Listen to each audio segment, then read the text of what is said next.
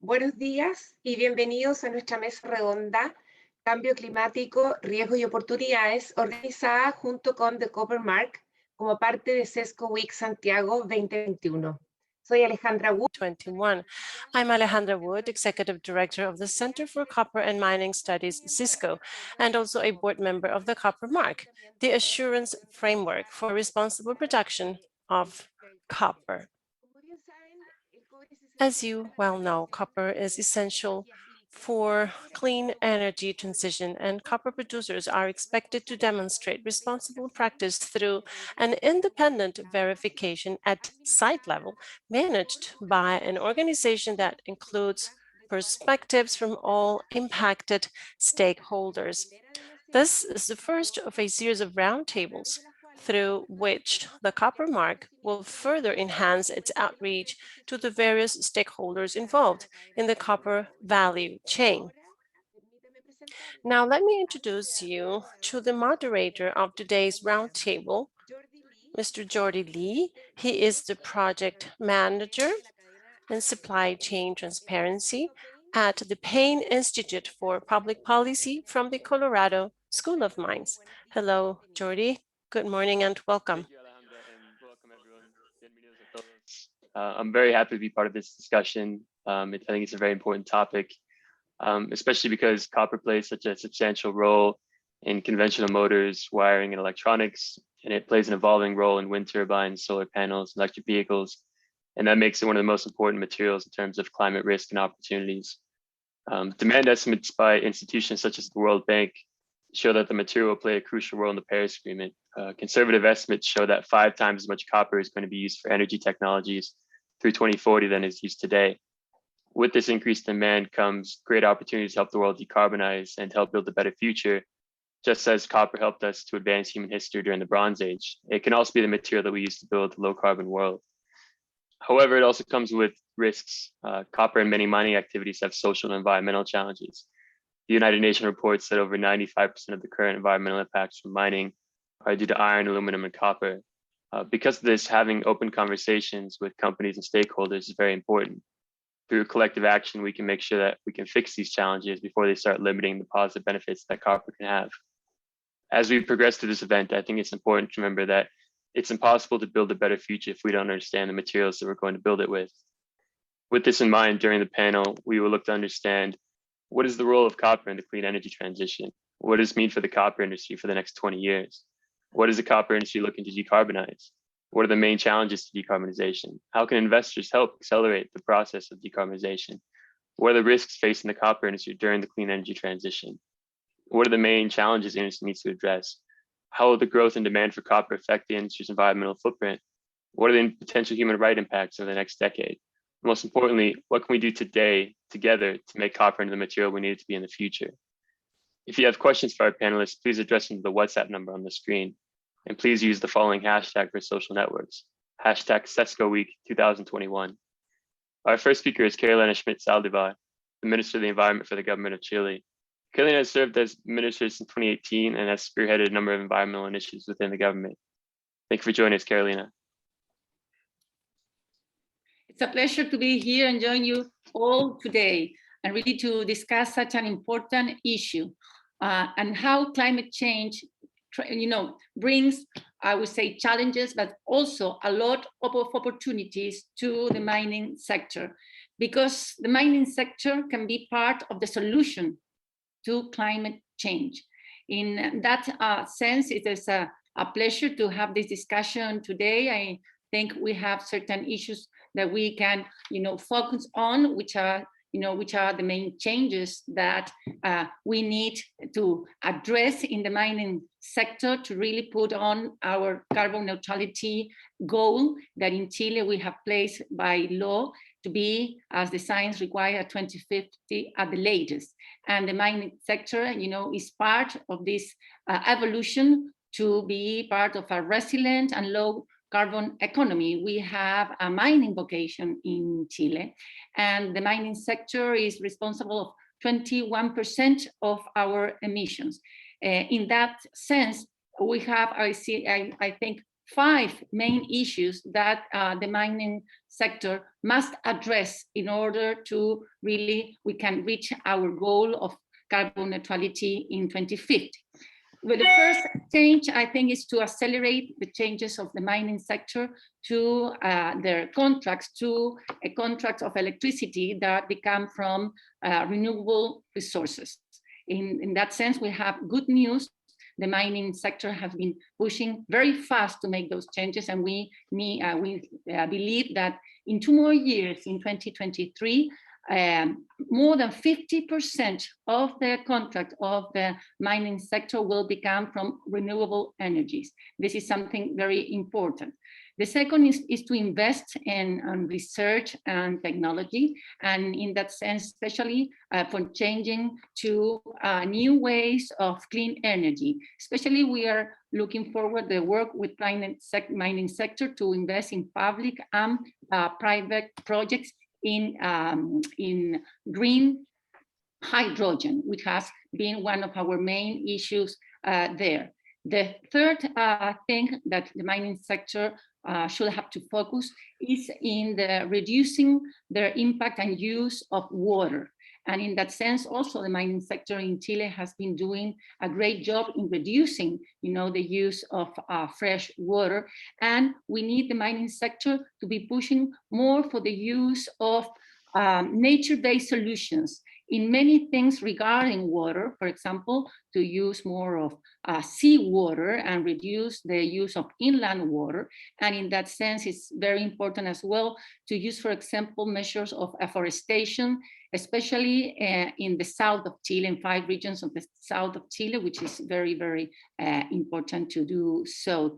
And in other sense, when the main focus of the mining sector in this year should be concentrating in adapting the mining sector to the climate change, because it's not only through mitigation, but also through adaptation that the mining sector should address this big challenge that we have globally. And in that sense, the mining sector also have to adapt to the extreme weather conditions that we will have more and more because of climate change, and make climate change a big part of the way they not only, develop their business, but also their opportunities. So in that sense, we have, good news in the mining sector in Chile. Is one of the first sectors that have made public their goals for decarbonization, and it's a good thing that they make public goals for 2030 and 2050, and they know that they can be part of the solution to climate change. Thank you very much, Minister. That was really insightful, and I think those 5 points are perfect to start the conversation. Our next speaker is Ragnar Udd, who's the president of Minerals Americas BHP. Ragnar has more than 20 years experience in the global resources industry, including in Australia and North America. He's held a number of senior leadership positions in BHP since joining in 1997. Thank you for joining us, and welcome, Ragnar. Thanks, Jordy, and it is really such a pleasure to be here today to talk about such an important topic on climate change. Now, look, at BHP, we support the aim of the Paris Agreement to limit global average temperature increase to well below 2 degrees Celsius. I suppose where we start with in terms of BHP is when we think about the resources we provide as an organization. In all instances, we land at a spot where we look at and say, look, the world needs more copper.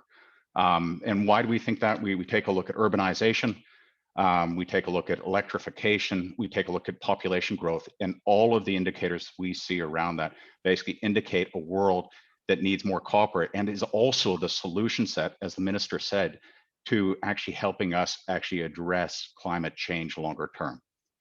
So if you accept that copper is needed longer term as an industry, I suppose where we've gotten to is, well, if we're going to mine copper, let's do it really, really well and do everything we can to actually be part of the solution. Now, typically, we think about climate change in terms of reducing emissions being one of the primary aims. And if you take a look at what we've done in Chile in that, I think our credentials are actually pretty strong. And I think a lot of our peers are actually following along in that as well. So in a couple of years ago, we actually moved to a spot of actually changing all of our contracts around electricity. So scope 2 emissions to renewable energy. By 2022, that transition to the contract begins. And by 2025, 100% of our electricity needs in Chile will be basically from renewable energy sources, therefore reducing basically all forms of S2 emissions. I think the focus for us longer term is actually going to be around Scope 1 emissions.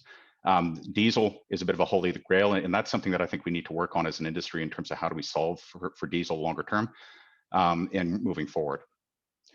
BHP also has a priority in terms of shipping and looking for ways to actually reduce emissions associated with shipping. So we've actually worked with a lot of our partners to actually put in place renewable fuels or different types of fuels with lower emissions in place across the world, including LNG shipping contracts that we put in place back in September. And as of yesterday, actually an announcement we put out announcing a trial basically taking a look at using biofuels in shipping in Singapore, which we think is a pretty exciting way of actually, again, reducing emissions. The minister also talked about water, and that is a big driver for BHP. Going back about 10 years ago, we made an investment in Chile to actually stop drawing water from our aquifers. And what that consisted of is actually making investments in desalination and desalinated water.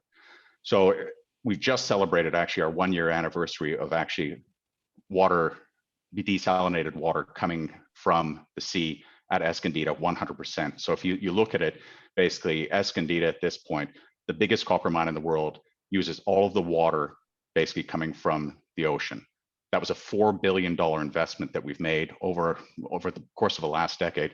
And it is something that we're instituting across a lot of our other mines in Chile as well. Our Spence Growth Option project that we've just put in place is a similar situation where we've actually converted all of the water that we're using there into desalinated water. And that is something that I think is actually really important for the industry moving forward. So we're actually really proud of the work that we're doing around climate change. We look forward to partnering with others to actually do that. We think our credentials are strong. And as I mentioned up front, our view is that if we accept that climate change is actually a reality, which we absolutely do, and if you accept that you need copper as part of that solution, which we do, we want to be the best miner in terms of actually implementing those changes. And that's what we aim to do through the changes I've just mentioned. Thanks, Jordy. Thanks, Ragnar. That was great. It's really great to hear some of the changes BHP is making and maybe how that's going to shape up in Chile as well. So next we'll hear from Deb Heed. Deb is the Ford Motor Company's purchasing manager. She leads the creation of human rights and environmental policies, strategies, and initiatives for the supply chain sustainability team. We are grateful she was able to join us today, and thank you for joining us here, Deb.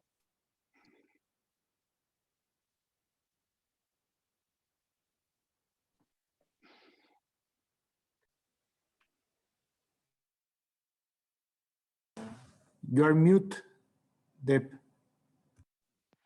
Thank you, Jordy. I muted. I appreciate the introduction. And so if you could go to the next slide, that would be great. So Ford Motor Company has a proud history of environmental and human rights leadership. In 1914, Henry Ford doubled the income of his workforce, introducing the $5 workday, helping to bring members of America's working class into the middle class. Over 20 years ago, we published the auto industry's first sustainability report, demonstrating our commitment to environmental progress. We also adopted the industry's first Code of Human Rights and Basic Working Conditions in 2003. We've reduced our global water use by 75% since 2000. Speaking of water, we've also built vehicles with renewable materials since 2007. We shifted our best-selling F-150 truck to an all-aluminum construction since 2015. And we conducted 2 formal United Nations human rights saliency assessments since 2018. In 2019, we reset the bar by committing to these 10 new sustainability aspirations to help build a better world. For this discussion, I'll be focusing on our #1 aspiration, achieving carbon neutrality by 2050. Next slide. Climate change is a global challenge that affects us all. Its implications are profound. So we've set ourselves a long-term ambition to achieve carbon neutrality for our vehicles, our facilities, and our suppliers by 2050, aligned and approved with science-based targets. Ford is at the very beginning of our carbon neutrality journey. We started over the last year by carefully analyzing emissions from all sources, including scopes 1, 2, and 3. And as you can see here, we determined that the largest source of our greenhouse gas emissions occurs during the use phase of our products, which is when our customers drive their Ford vehicles. Next slide. To meet the challenges of carbon neutrality, we aligned our vehicle development plans with our metrics for reducing greenhouse gas emissions. These plans include improving conventional and hybrid product efficiency, electrifying our iconic nameplates, and prioritizing a carbon neutral portfolio that is key for the future. To enable these plans, we'll be growing our production of electrified vehicles significantly over the next 10 years. We also are working with other OEMs and utilities to partner in the development of charging infrastructure in our key markets. As a result, the demand for copper for the automotive industry is expected to increase 10 times by 2030. Copper is a key resource to enabling us to build, run, and recharge all of these electrified vehicles while supporting the reduction of greenhouse gas emissions from vehicle use. Next slide. The second largest source of Ford's greenhouse gas emissions is within our supply chain, and Ford is working on several initiatives to reduce this impact. First, we created the PACE program, or a Partnership for a Cleaner Environment, in 2014. For this program, we share our leading practices with 50 of our key Tier 1 suppliers based on our experience from our own global factories. This information sharing supports these suppliers to reduce their energy and water use, their greenhouse gas and air emissions, and their waste generation. Second, for more than a decade, we request annually that our largest production and indirect suppliers report their greenhouse gas emissions data voluntarily through CDP, formerly known as the Carbon Disclosure Project. It is a reporting tool that allows companies to disclose their emissions data and to share this data with their customers, including Ford. Participation in CDP reporting has increased each year since we began requesting the data from our suppliers. Last year, 92% voluntarily responded to the CDP climate change questionnaire, and 85% of those respondents report integrating climate issues into their business objectives. In addition, 72% have already set an emissions reduction target. This data tells us that our largest suppliers are embedding greenhouse gas reductions into their business plan.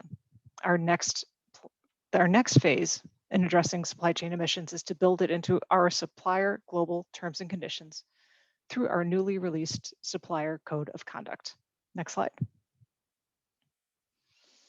So on March 31st, only 2 weeks ago, Ford released our first Supplier Code of Conduct, which will be integrated into our global terms and conditions starting on July 1st. It includes requirements and expectations for our global supply base regarding human rights, environment, responsible material sourcing, and responsible business practices.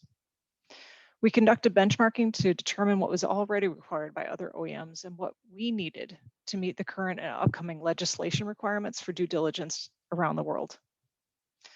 So up to now, approximately 65% of our global production spend is contracted with suppliers who have human rights and environment policies aligned with Ford's. Moving forward with the Supplier Code of Conduct, we will have 100% of our suppliers required to enforce a similar code of practice and to use subcontractors who do the same.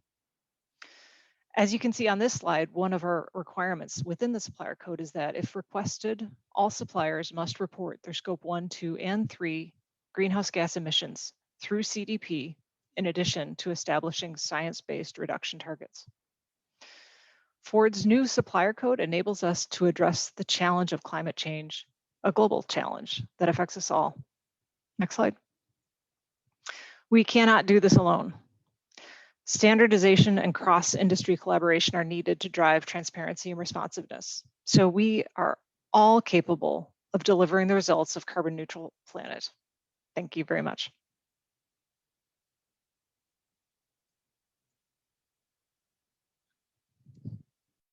Thank you, Deb. That was really great.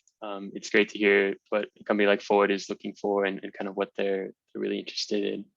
And finally, we have Tobias Kendripa.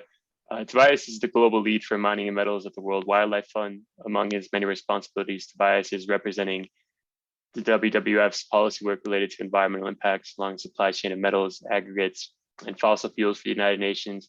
European Union and the national stage. Thank you for joining us, Tobias.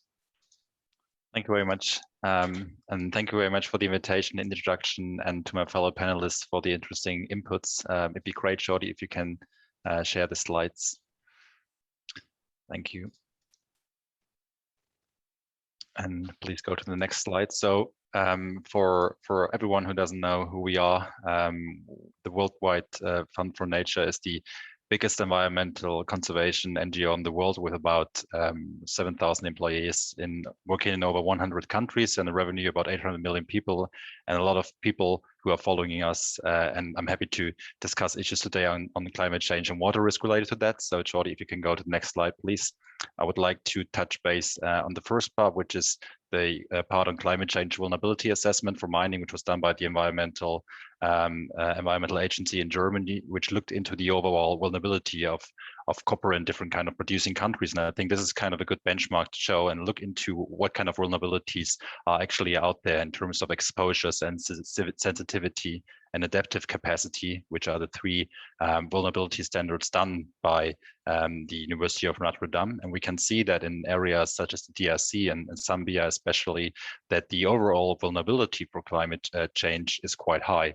As we can see in Chile, the overall vulnerability is compared to the DRC and Zambia quite low, but the exposure, which is the extent to which human society and its supporting sectors are stressed by the future changing climate conditions, is midterm and average. So there's also quite a big risk into that. And I think this is quite a good starting point to have this conversation as copper and copper producing countries, as well as the share of the world reserves in other countries, will be an issue for the next decades, as the minister and Ragnar and Deb already showed us that this will be an issue for the next decades to come up with.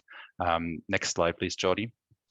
What we did in 2020 was actually working on an analysis of water risk related in the mining sector, which is the first one ever been actually looked into that. It's done by the Water Risk Filter by WWF. We have about 6,500 registered users, and companies like Starbucks, H&M, Google, Target, and IKEA looking into that. And we did that for the mining sector to actually look into the overall water risk related to copper. And what we can see in over 400 mine sites around the globe, that they are kind of quite risk related to the reputational water risk, as well to the physical water risk, and the overall water risk is I would say average compared to others like coal, for example, but it's way higher than the one in titanium or others like cobalt.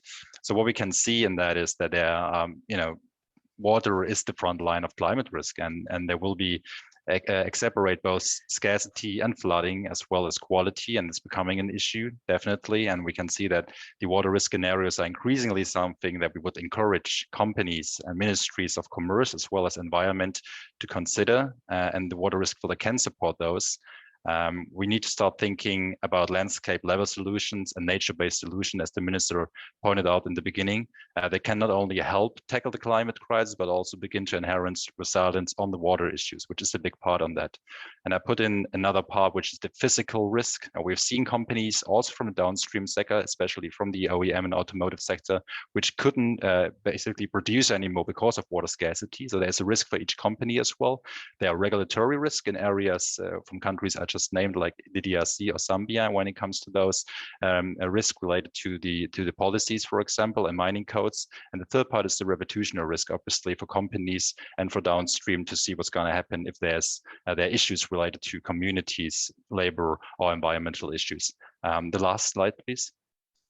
And I don't want to touch base so much in the part which actually Deb already put into about the Science-Based Targets Initiative, but I want to also point out the part on circular economy, which is one of the narrative we want to put our most base in. So we can see that there's still a loss of copper in the cycle itself, from the mining to the production and to the application, whether it's a car or whether it's a battery, whatever it is. And we can see that quite a lot of tons actually lost in the waste separation, during the scrap collection and so on and so forth. And this is also an enabler to save a lot of CO2 emission, not only from the mining side itself. And this is something we all have to work together, and can only sign that it's a collaborative action. And this has to be done in a multi-stakeholder approach, to hear the voices from communities, affected communities, as well as companies, academia, civil society, and obviously policy decision makers. So thank you very much, and looking forward to our conversation.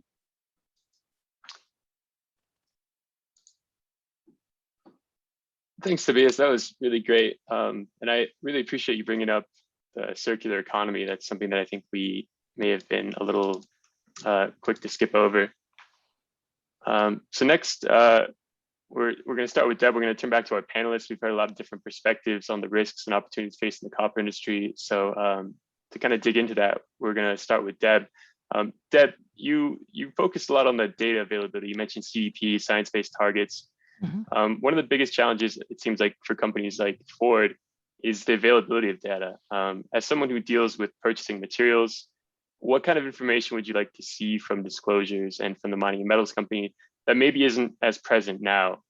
Because we are seeing, like you're saying, a large influx in companies who are willing to report to CDP, but it still seems like there's some challenges in transparency, especially upstream, and especially since a lot of this data we get is primarily from companies that are reporting it as well. So do you feel as though these efforts are enough, or would you like to see larger changes in greener copper, or the way that some companies report, or data availability? Sure, well, great question, Jody. Thank you. In regard to our company, we have zero transparency into our raw material sourcing up until now. We only have contractual agreements with our tier ones, which are frequently, we're between 5 and 10 tiers away from the raw materials in a lot of cases. And so the data availability is really, we have the contractual relationship with our tier ones, and then they have their contractual relationship, and we all have to trust that what goes down the supply chain can then come back up the supply chain. And that's part of the reason why we have included the requirement that our tier ones now have to cascade these same requirements down to their suppliers. And our expectation is that these requirements will eventually get to the raw materials. In terms of data, we may or may not have access all the way down the supply chain. We're hoping to. But in the meantime, if I can do a comparison here to conflict minerals, I don't know how familiar the audience is with conflict minerals, but we've had to report since 2013 on whether or not the tin, tantalum, tungsten, or gold in our vehicles has contributed to the conflict in the DRC. And we really, just the same as we don't have visibility into our copper raw materials, we did not have visibility into any of those as well.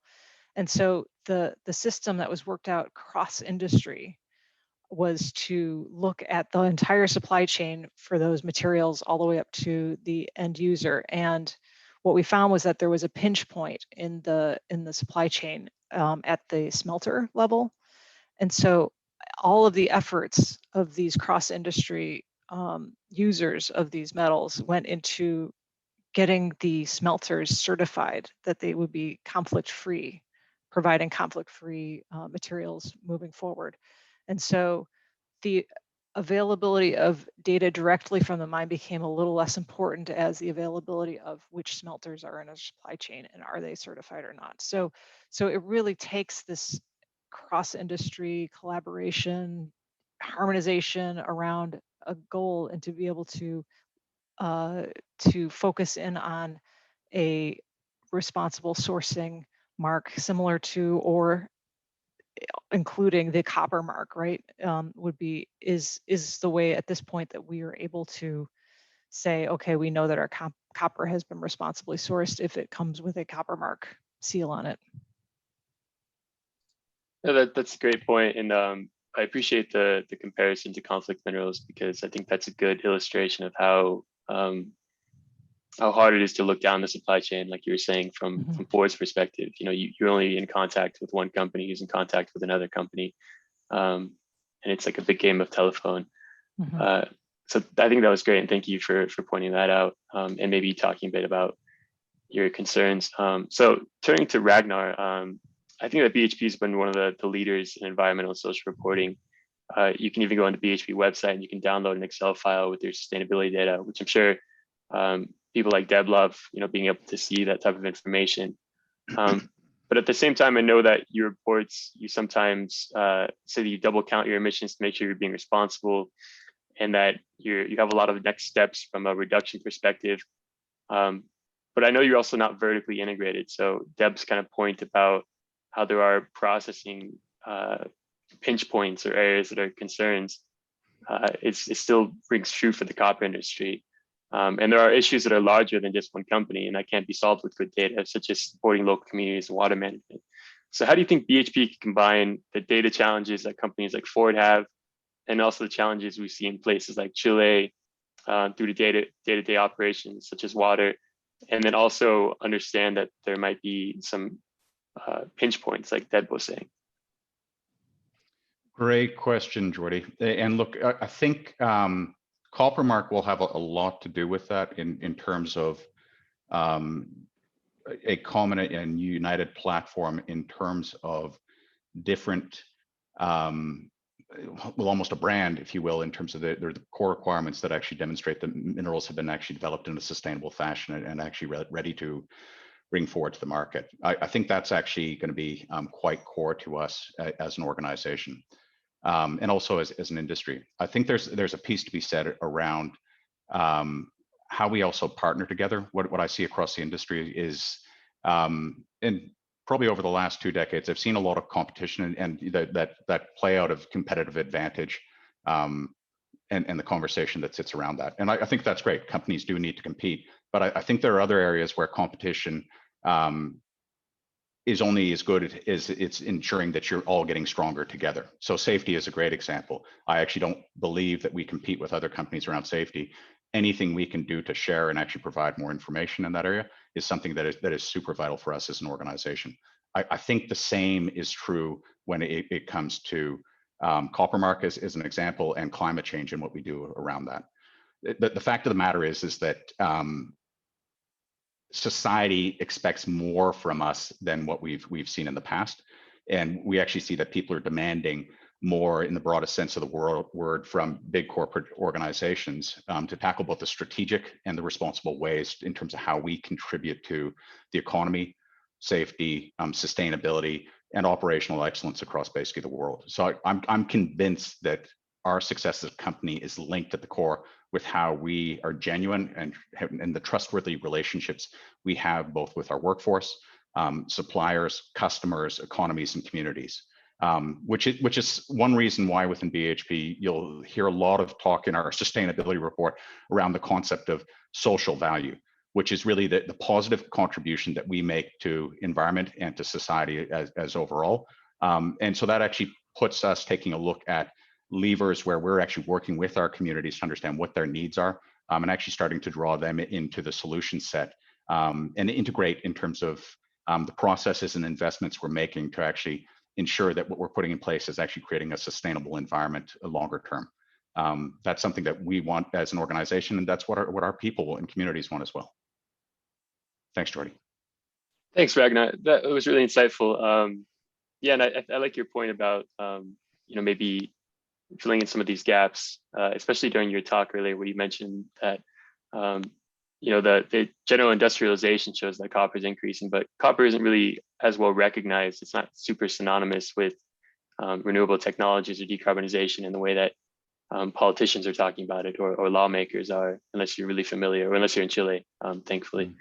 So thank you for those points. And for Tobias, you've heard a bit about what Ford is interested in, about kind of how they don't have as much visibility down their supply chain, and about how there are these pinch points with processing. I think China currently imports 50% of the world's copper, so they're definitely not using renewables in China as well. And I liked your point, Tobias, about recycling and circular economy, which is something that we haven't really touched on. How do you feel that the copper industry is going to shape up from a perspective, now that you've heard Ragnar's and you've heard Deb's perspectives? What do you feel like the issues are that they could work on together, or maybe about on a larger scale that is maybe not as apparent to one company, either at the end or the front of the supply chain? Yeah, thank you, Joy. That's a good question on that. I think Ragnar already touched base on the issue, as well as the minister, about collaborative action, right? And I mean, this could be across sectors, and I touched base on that in the beginning when I talked about water risk. You have to think about the landscape, right? I mean, there are companies working in the automotive sector as well as textile, as well as beverage in areas where there's a water risk. So first of all, they have to work together on the river, for example, on a landscape. Otherwise, it doesn't make sense. If you work on a mining issue related to water scarcity, but a beverage company upstream don't care about it, basically, then you have an issue, right? So this is the first part as well, to work across sectors, but beginning in your sector itself. There are a couple of associations. The automotive sector is developed, work together and drive sustainability. And I think that's a good starting point to actually also talk about thresholds and benchmarking within the sector. What do you want to achieve as a sector, right? And I think the point on Ragnar is actually a really valid point. If you have an issue, whether it's security or climate change, then there will be another copper mine company basically violating human rights or violating environmental issues or whatever. That will be backfired as well to the sector itself, to a company like BHP. So I think you have to work across other companies on that, and to have actually the highest goal which is possible, and then to build up a pathway, and not to start with a low point when it comes to greenhouse gas emission, for example, but to achieve something which is doable. Is not the vision. The vision is something to change it, and therefore to have a right pathway. And this could be done via Science-Based Targets Initiative, CDP, or whatever that is. Besides that, I think the most important part is as well to actually get communities behind that, right? I mean, you need to hear all the voices from the affected communities, as well as to hear the voices from different kind of stakeholders, whether it's science, whether it's the companies who are working in those. And I think a good point on that is always to, when we talk with companies, the first point is that's really interesting what Deb said about that, is you need to know where your commodity is coming from, right? I mean, you can't look into environmental and social impacts if you don't know where they're coming from. And I know this is an issue, but the same issues happens in cotton for textile, the same issues happens for aluminium in cans, and so on and so forth. So you have to know that, otherwise you can't mitigate your risks. And the risks are there for the companies from the downstream as well as from the upstream. And the consumer will ask in the future where it comes from. Unfortunately, and this is something I kind of pitch also to ministers as well, is a lot of consumers think about where the food is coming from, but unfortunately don't think where the commodity is coming from in their cell phones, in the car. And this is something also we have to raise awareness around the globe, to actually showcase what kind of commodities, what kind of impacts they have, and what kind of consumer behavior change needs to be addressed to that. And circular economy is definitely one of those which needs to be addressed and which needs to be changed. Thanks, Tobias. That was great. And I like how you worked through the entire supply chain, including the consumers, which is something I think people forget. So you touched on thresholds and benchmarking, collective reputation for the mining industry, and then social license to operate, which are all very important. And before we move on to the minister to ask her what her thoughts are, just as a reminder, participants can address their questions to the number on the screen.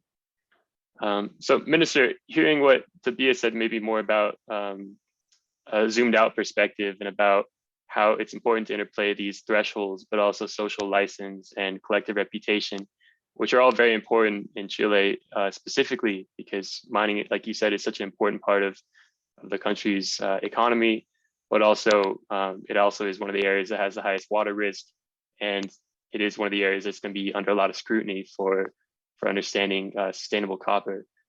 So no company is going to be able to tackle these challenges alone, and Chile is in the middle of many of these issues. What do you think the role of the government is in supporting and helping manage some of these goals? Do you feel as though there are things that mining companies or purchasing managers might not be as equipped to handle, and that the government could really help in and support with? Well, first of all, I want to address a very important issue, to understand that environmental issues are social issues. And I think this is the first thing to clearly understand in order to develop any business, and one as important as the mining sector. So when we think in that, and we think in sustainability as a whole, we understand much better how we have to move forward. And addressing climate change, as I was saying, integrates several changes. First, our mitigation. We tend to concentrate on mitigation, but it is a part, mitigation. Adaptation is as critical as mitigation, and we were thinking, saying things of nature-based solutions for adaptation, and the water management for adaptation that are key.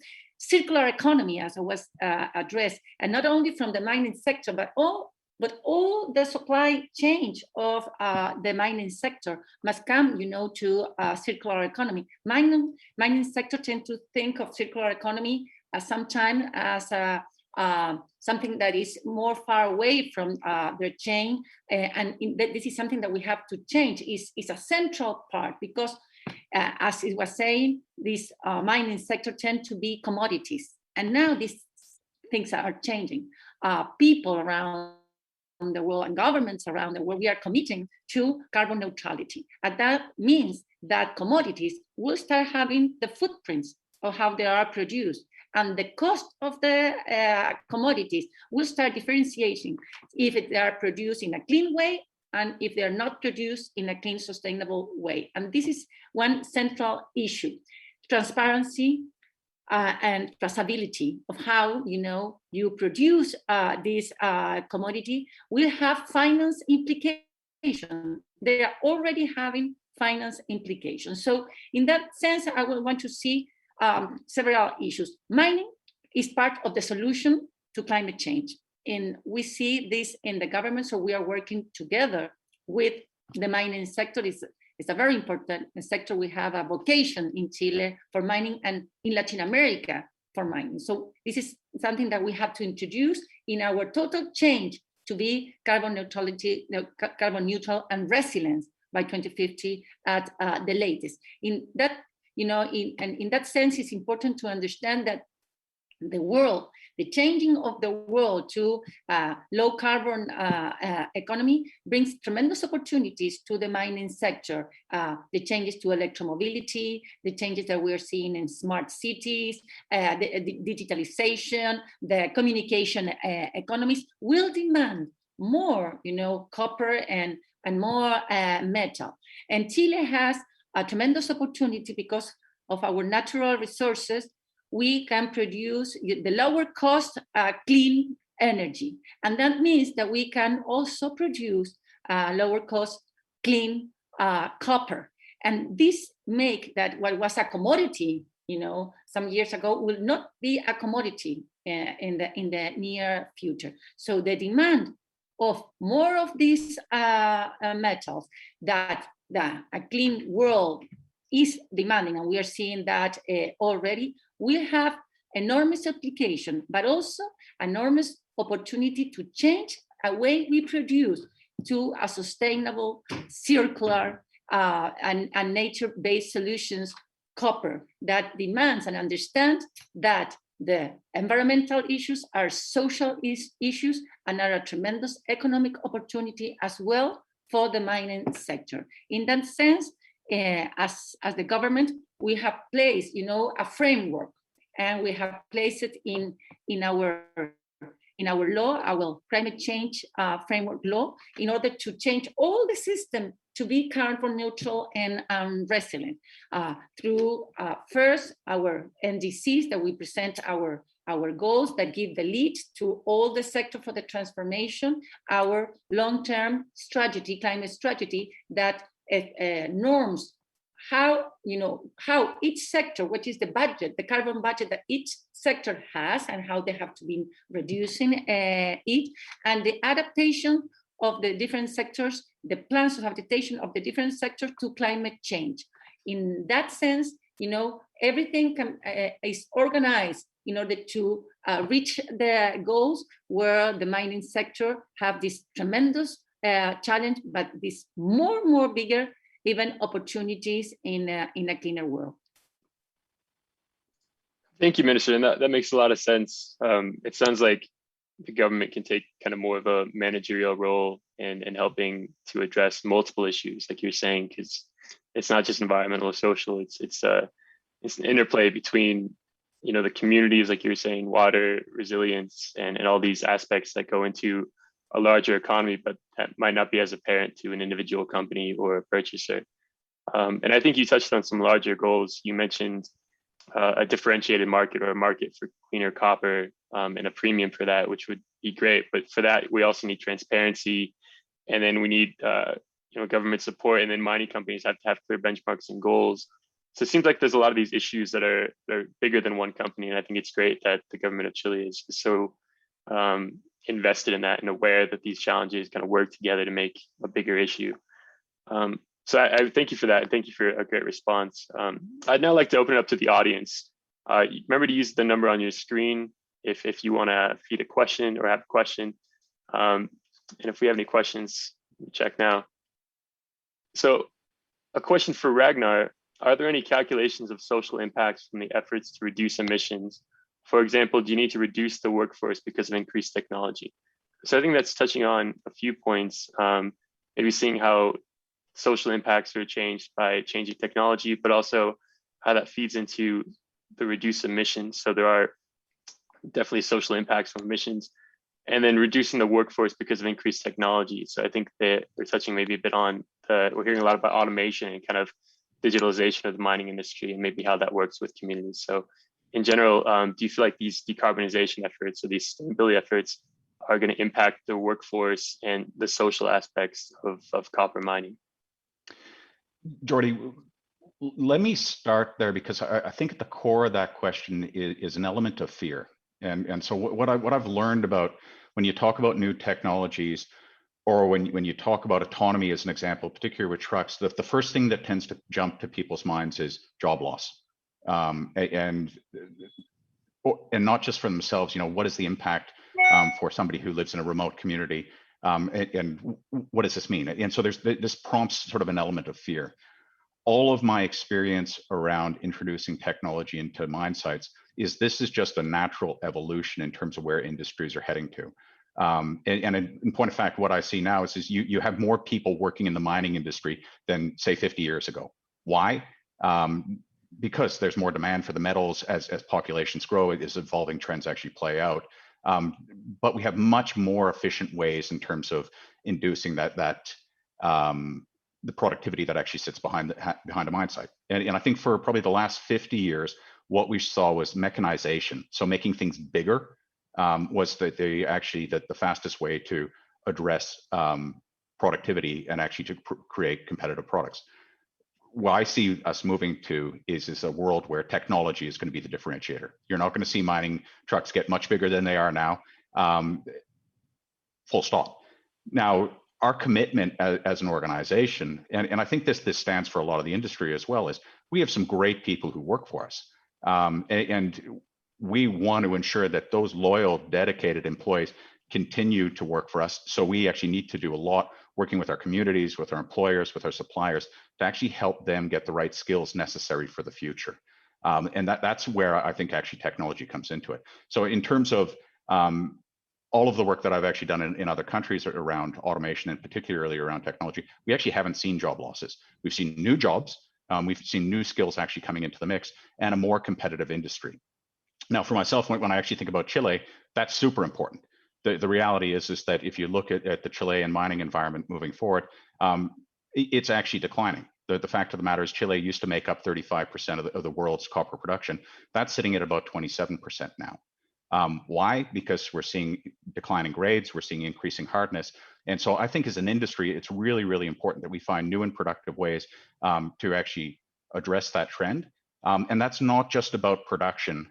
That's absolutely talking about emissions as well. We have to find ways to actually work together to ensure that what we're doing is actually using less water, is more sustainable in terms of what we're putting forward, is actually better for the planet and better for the communities in terms of what we're delivering. And by doing that, I think that actually provides certainty for us as an industry moving forward. Thank you for that, Ragnar. Yeah, I think you touched on a few good points. You mentioned declining ore grades, which naturally leads to increased water usage, which is a concern that Tobias brought up. But it seems like a lot of these social issues, and like you're saying, this kind of concern comes from the idea that mining companies will be less invested in working with communities if they have digital technologies and are more efficient and maybe don't have to rely as much on a social license to operate. So I was wondering if the minister has any response to that, or how you feel, maybe Chile, Ragnar mentioned that Chile, it doesn't have as large of a share of copper production as it might have had at one point. And that technologies can help address that, but they also have definitely large impacts on the way that communities interact with mining companies. If everything's automated, that definitely changes the dynamic a bit. So I was wondering if you had any thoughts on that. No, yes, we have. In that sense, I much agree that that the mining sector has faced several issues, social issues, in order to grow. And these social issues are mainly environmental issues, because everyone wants the work and the resources behind mining, but the environmental impact is the one that everybody is afraid. And that is why it's so important that when we see climate change, we see an opportunity to really put at the center of the development of the climate, of the mining sector, the environmental issue as a sustainability issue that brings community also into the same path. And as I was saying, we need to make the mining sector more, that increase productivity. And that is not going to be through changing technology, bigger trucks, as it was saying before. Is making these changes that is more environmental friendly.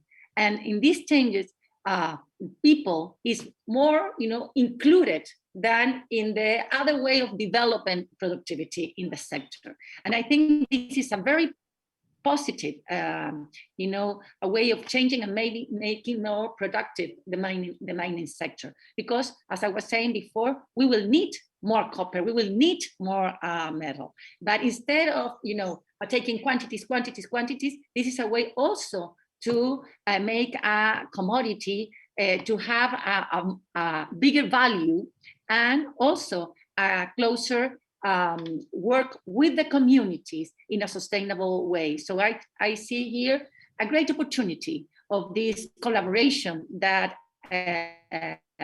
we were talking before, to have one same focus to develop the mining industry.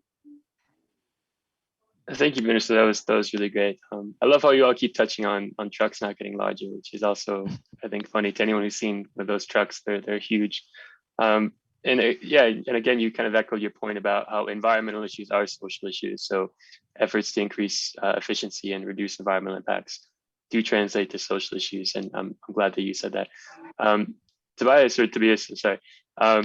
We touched a bit on increasing ore grades and how that maybe increases water usage. And I know that you guys have a really great map of water usage and water concerns.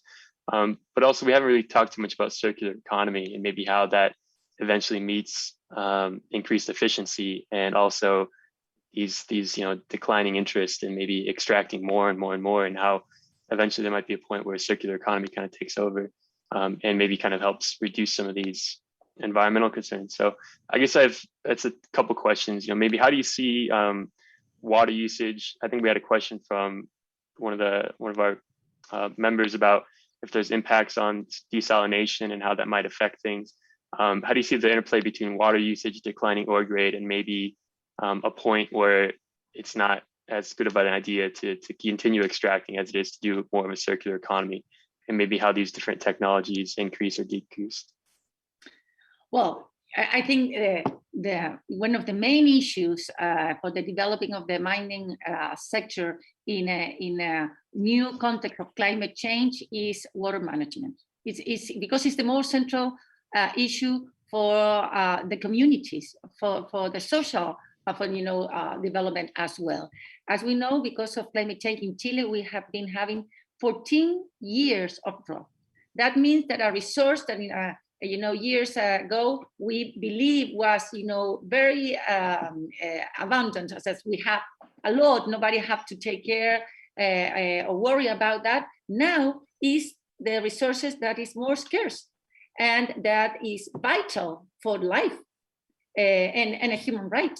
And in that sense, the industry must understand that its main focus in circular economy, in the transformation to sustainability, must come from the reduce of use of water and the use of technology to reuse water and reduce the use of inland water, and taking water from the sea in a sustainable way. And this is something that also communities are sometimes, a little bit scared of how they do this in a way that is sustainable, and also, that help the communities to have water, especially in the north of Chile, where the water is very, very scarce. So we are working together to really help to develop this new way of using water that reduce strongly the use of water of the mining sector. And we have seen great, I would say, improvement of that in the mining sector. What is, we haven't seen yet in the agriculture sector, that is the main user of water. 70% comes from the sector, the agriculture sector. But this sector, is one have to change now to the use of technology that reduce the amount of water use.